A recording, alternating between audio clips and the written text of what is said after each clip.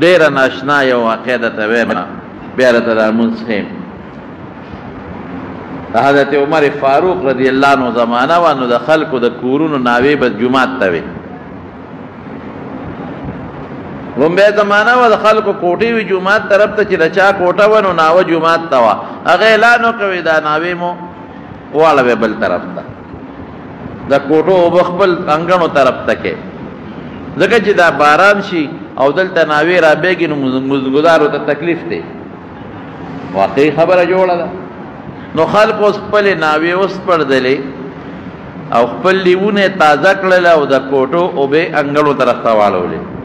حضرت عباس رضی الله عنه ناوه ونه لقوله، نو چې حضرت عمر رضی الله عنه راغی ویې کتل، نو امیر المؤمنین دی، د امیر المؤمنین حکم خو به منې.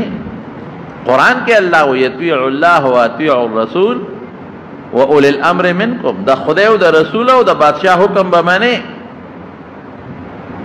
او امیر المؤمنینو نو چې هغه وکتل چې ټولو خلکو عمل کړی دی او عباس نه دی کړی، نو غصه شو، نو چوکۍ راواغېسته، هغه ناوې پې وواله او ښکته یې وغورځوله. وی دا ولې د ناوه نه ده اړولې؟ نور خلکو عمل وکړ. سبا به خلک وایي چې د یو کس سره یو شان انصاف دی، نورو سره بل شان انصاف. نو چې عباس راغی نو خفه شو، وی امیر المؤمنین زما ناوه دی ولې وغورځوله؟ ورته یې وی تا ولې عمل ونه کړه نورو خلکو وکړو؟ وی ما ځکه ونه وغورځولې امیر المؤمنین زیاتې دې وکړو، غلطي دې وکړه. دا ناوه ما ته رسول الله مبارک په خپله لګولې ده. وی قسم دی چې دی دلته ما کوټه جوړوله په خپله راوخته او دلته یې ناوه ولګوله او خټه مبارکه خټه یې په خپل لاس مبارک راواخېسته او دلته یې لګولې ده. بس عمر په ژړا شو، خو دا خو مانه غلطي شوې ده، دا خو مانه زیاتې شوې ده، دا ناوه به زه په خپله ټیک کوم. نه دواړه لږ غوندې په دغه کې شو، یو بل سره لږ تیز شو.